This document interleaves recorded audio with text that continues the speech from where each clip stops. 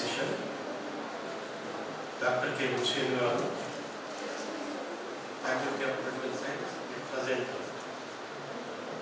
Principal of Government Degree College.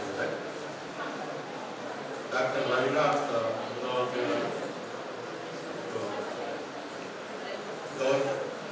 OSMANIA College, Dr. Validictory, Dr. Shivareddy, Vice Principal of this College, Dr. Faculty of Commerce and Management, this college, and Dr. Rachana, and my student Dr. Shivareddy. It is already 5 o'clock. I know everybody is waiting. Leave as early as possible. I don't want to take much time.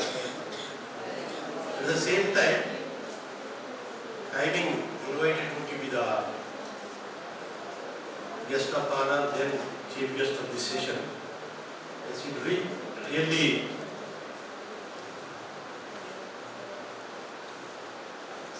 share some observations on this one and a half day seminar. And the theme of the seminar was already pointed out, is very timely, that equality and inclusive society, marginalized groups in India and in Telangana. So the very theme indicates that there is something not up to the mark, whether related to equality of opportunity or equality in any segment, and also the inclusiveness is not observed in every sphere of activity. So what we expect, that there should be equality of opportunity to the extent possible, and also that every section of the society should be part of the development and also benefit from the development. Particularly we focus on marginalized communities, whether it is scheduled castes, scheduled tribes, other communities, including our gender sensitive issues, etc. I think there are quite a few papers presented in the last 1.5 days. I tried to look into that all the 5 themes. There are about 37 papers presented on different aspects, whether related to education empowerment or economic empowerment, or globalization effect on inclusiveness, or what is the role of NGOs and women empowerment, etc. etc. So therefore, all these papers presented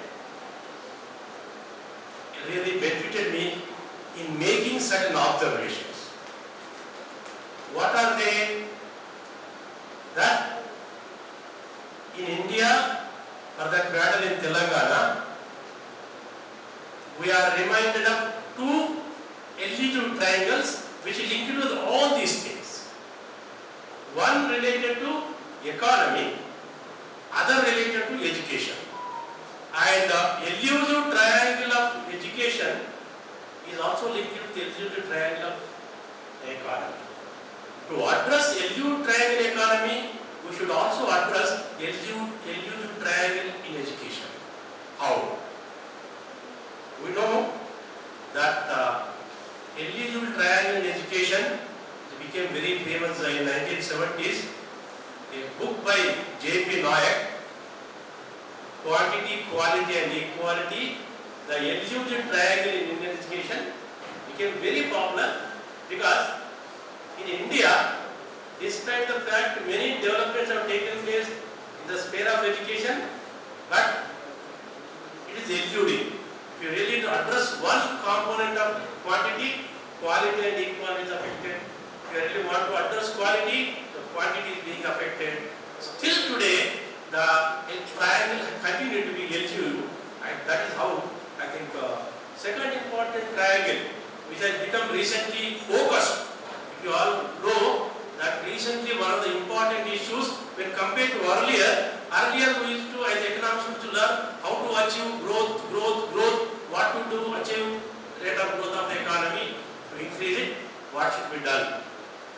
some point of time, because the growth strategy was essentially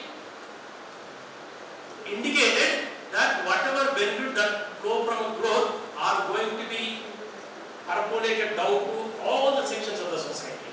But whatever strategy adopted not able to percolate it down, and there are many sections which are left out of this growth strategy. Therefore, we need, in addition to growth, we also should try to see to the extent possible that inequalities should be minimized, and there should be basic minimum necessities of average person in the society.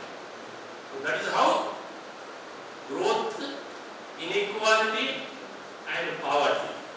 So there are three different dimensions of the economy, and one is affecting the other.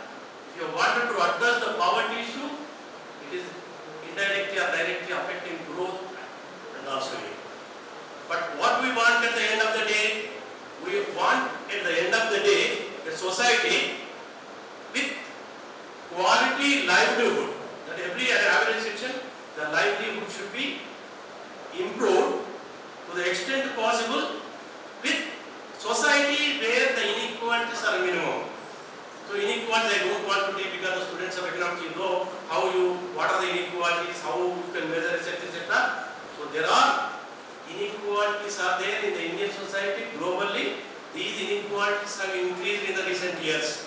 I think whether you know the recent World Inequality Report, the India Oxfam report on inequality in India, they all indicated that despite the fact that growth rate is not satisfactory, that inequalities have continued to be more, and they rose in the last 2 decades. So globally, nationally, and also in many states of the Indian Union. Therefore, to address this elusive triangle, how to address this? So first, if you really wanted to address growth, inequality and poverty, that we should identify what is the sources of income or livelihood. What should be? There are many sources are there. The sources kept on changing depending on the changes in the society. From primitive source to modern globalization, the sources of growth have kept on changing. Earlier, it was the land. It is a predominant factor. Those who have land, they are able to dominate economically, politically. But later on, with the advent of capitalism, it is the capitalists who are able to dominate the economy and society, and indirectly, politically, though not directly. Later on, the capitalists are no more the dominant one, because the sources of income have kept on changing, and then the qualitative dimensions have kept on focused and playing an important role in deciding the income. So therefore, earlier in India, we wanted land reforms to address the inequality, and we wanted to reduce the concentration of economic power. Those who study in industrial economics of the Indian economy, etc. Sources of concentration we should try to address. They addressed, but they said that they are politically unacceptable. Nobody wants to